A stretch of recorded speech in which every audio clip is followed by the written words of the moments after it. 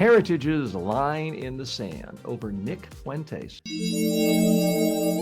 The Heritage Foundation president, Kevin Roberts, publicly backed Tucker Carlson over Carlson giving Holocaust denier Nick Fuentes, a friendly platform. Roberts praised free debate, then blasted a venomous coalition of critics and said canceling Fuentes is not the answer. Jewish conservatives warn this normalizes overt anti-Semitism on the right. During the interview, Carlson called Christian Zionists infected by a brain virus and offered no pushback when Fuentes smeared organized Jewry. Here's the core problem. Visibility is power. Handing a movement's leader spotlight to a Holocaust denier isn't just asking questions, it's platforming. Ask yourself this: what would you think if MSNBC started doing soft focus chats with Lenin during the Red Terror, or a far left crank praising monuments to a hypothetical killer of Charlie Kirk? We would call that beyond the pale. The same standard should apply here. This isn't free speech versus censorship. It's about whether a major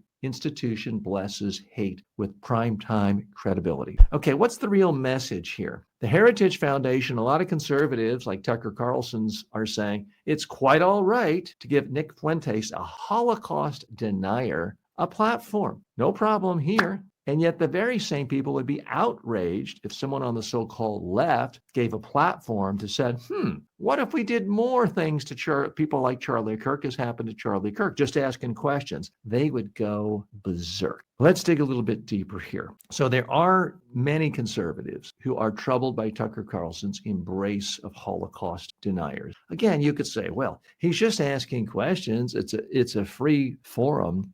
One of the reasons why we have a modern conservative movement was because of someone named William F. Buckley, who wrote a book in the 1950s called God and Man at Yale, started a magazine, National Review. And this was in a time when Eisenhower was the Republican president and was seen by today's standard as very, very centrist, moderate. There really weren't conservatives, so to speak, in what we really think of back in the 1950s and early 60s, other than a few crackpots like Senator Joe McCarthy, who was claiming everyone was a communist. So William F. Buckley was a very, very shrewd coalition builder, political thinker, media maven, and he systematically said, we're going to get rid of the anti-Semites, the John Birchers, the extremists, the nutcases, the people who believe in all these conspiracy theorists. So he wouldn't let them publish in his magazine, National Review. He wouldn't host them on his show, Firing Line. He wanted intelligent people from across the spectrum, and he gave priority to conservatives. William F. Buckley himself was a devout conservative and a devout Catholic. He was not in any way seen as a liberal, but he cared about making conservative ideas politically viable, and he worried about the taint of anti-Semites and the taint of conspiracy theories. Now we don't see that concern. Tucker Carlson is, on the one hand, an independent operator. He was fired famously from the Fox News channel. He goes off and does his own thing on Twitter, his own social media, but he has a huge, huge following. He's got, depending on the day, the #1 rated podcast in the United States when it comes to news, in some case, all categories. So he's hugely influential. He shows up in polls as a top presidential contender for the Republican nomination, if and when we ever have another open presidential election. So he's someone who isn't just a gadfly. He's not someone with 10,000 followers on Twitter. He's someone with millions and millions and millions of followers and viewers across social media. He's highly influential. And again, this Nick Fuentes character just denies the Holocaust. He's not someone saying, well, I have a revisionist theory about World War II, and I think the Versailles Agreement did this in a way that people weren't real. No, he's not revising facts that are commonly accepted and having a different spin or interpretation. He's denying that the Holocaust, and that has been a traditional line that no serious academic cross, because it's not true. In the same way, if Neil deGrasse Tyson, the renowned astrophysicist, just started having on people who denied the moon landing, I think it would strike a lot of people as really weird. Neil, why are you having this person who denies science, who says the moon landing was fake? Why are you having them on your show? You're kind of losing your credibility. I think Neil deGrasse Tyson would say, hey, you're right, I shouldn't do that. And I don't think he would do that. So this is a touchy line sometimes, is having differing viewpoints is fine. Asking questions is fine. But at some point, giving a spotlight to someone who's spewing something that is seen as just pure hate isn't really advancing thought. Let's say someone on CNN just says, you know what, here's an interesting fellow.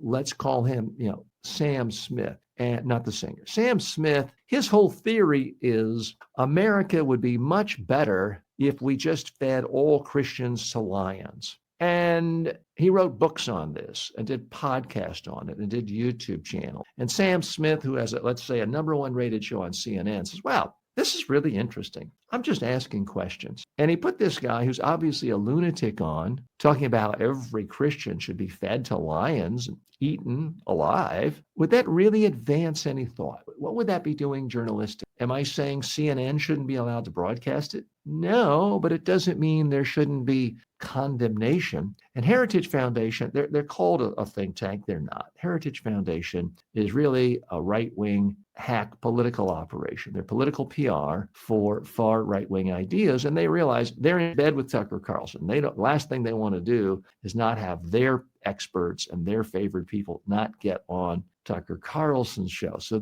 they're treating him with kid gloves. But there are still some honest conservative intellectuals in the world who see a long-term vision of a center-right party in America holding power. And they don't want to see it discredited with the associations with renowned anti-Semites and people who refuse to face reality. And that is what's going on here.